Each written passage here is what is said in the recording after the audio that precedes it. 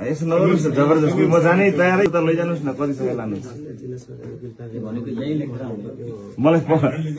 पक्राउ पुर्जी त मलाई जारी हुनु परेन र अहिले लेख्ने तपाईँले अब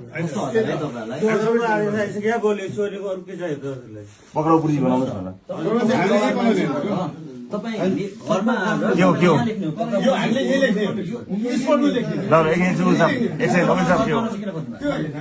एकछिन पक्र न ए भाइ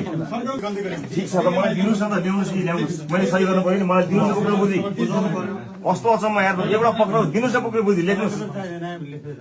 दिनुहोस् न भइगयो त